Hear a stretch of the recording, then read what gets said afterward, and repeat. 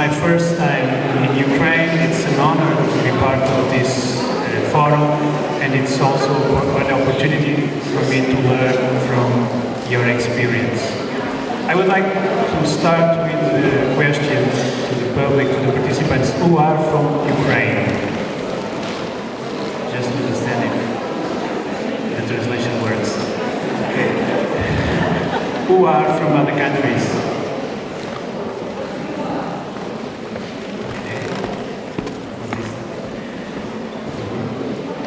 Who are involved in the implementation of participatory budgeting?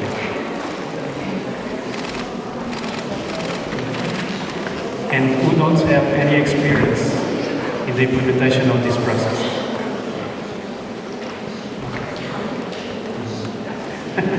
From Belarus. Well, today I will present to you some of the results, of the main results of the World Atlas of Participatory Budgeting.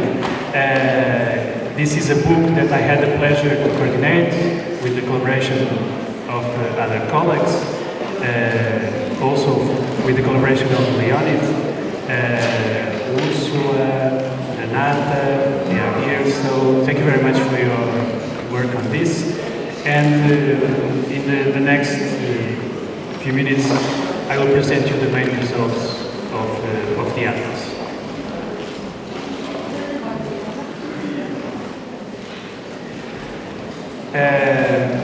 This is the largest database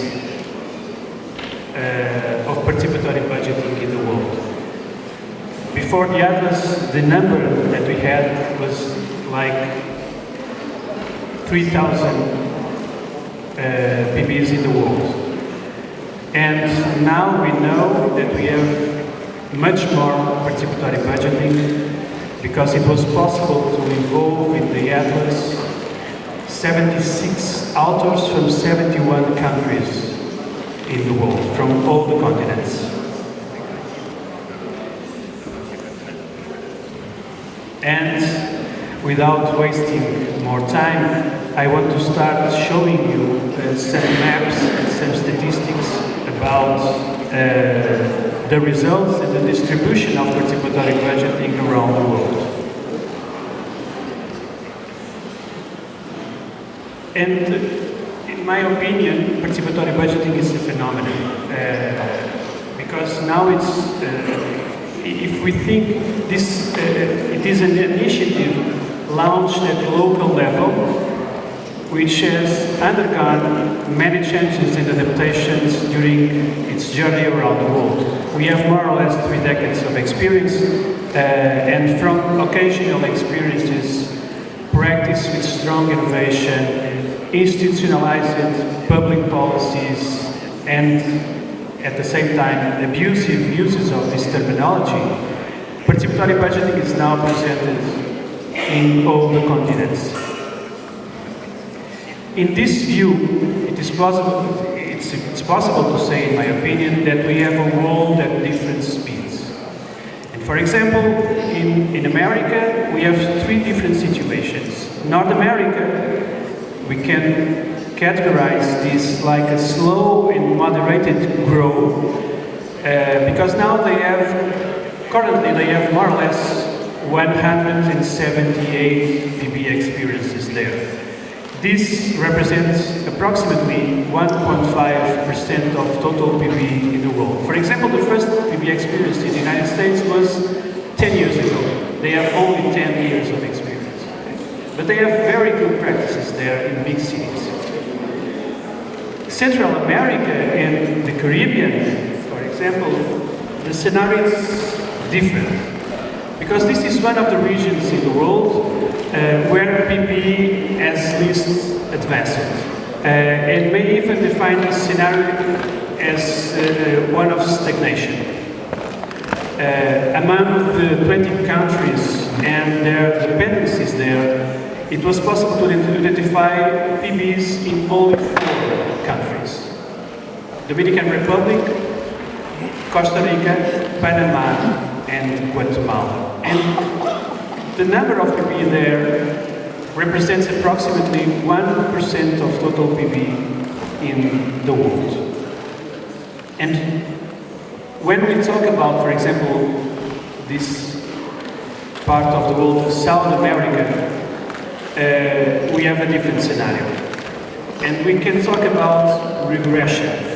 It was there that PB started 30 years ago in Brazil, but now we can classify this situation there like a regression because they live in a huge crisis, particularly in Brazil.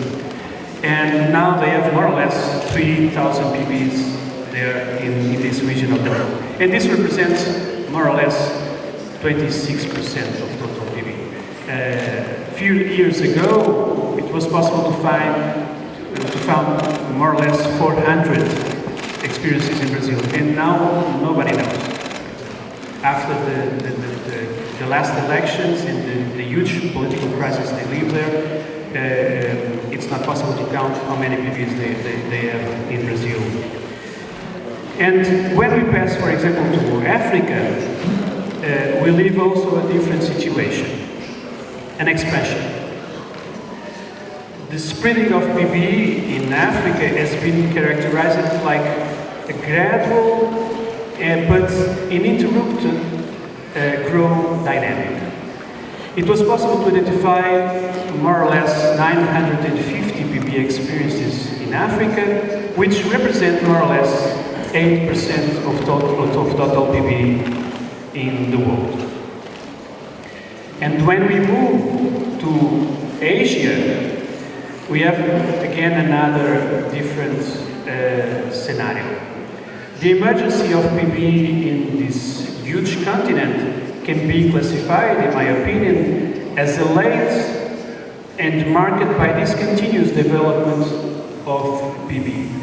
According to the data that we could collect, Asia currently accommodates more or less 2,700 PBs, which represent 23% of total PBs in the world. Maybe this is not the correct number of PB in Asia because we have some doubts about the reality in Japan. But this is another discussion, maybe we can do it later, but we have some doubts about the reality in Japan. And when we move to Europe, where we are, we can talk about the great expansion of PB in the world during the last few years. Europe has played, in my opinion, the major role in promoting these processes, especially in the last decade, by becoming the region in the world with the largest number of cases. Currently, more than 4,500. This represents more or less 40% of total PB in the world. And when we move to Oceania, it was possible to identify only one country with PBs there, Australia, with more or less between 12 and 15 experiences, and this represents less than 1% of PB in the world. In conclusion, today there are more than 11,000 PBs in the world. Do you remember that I started saying you that before this we said several times that we have more or less 3,000 PBs in the world. And after the Atlas, it's possible to say we were wrong, and now we know that we have more than 11,000 PBs. And this is their distribution around the world. But the most important variable in the international dissemination of PB is the emergency of national laws that oblige the governments to implement PB. And according to the study, according to the Atlas, it was possible to identify 9 countries in the world with national laws. Let me see if the light works. Maybe not. Yes.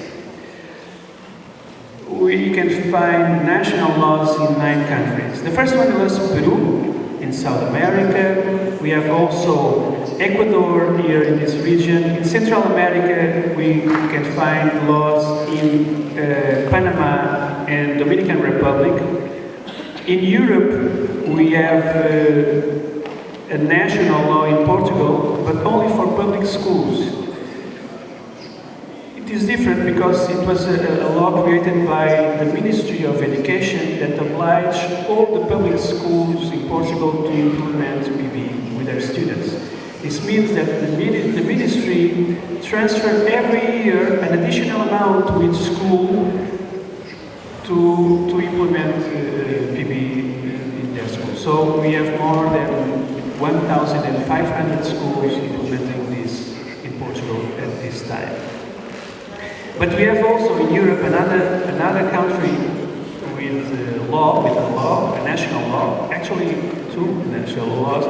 It's Poland. And we can find also a national law in South Korea, Indonesia, and the last one in Africa, Angola. In these countries, we can count more or less 58% of total PBs in the world. This means that the laws are the most responsible in this huge dissemination of PB in the world. Without these laws,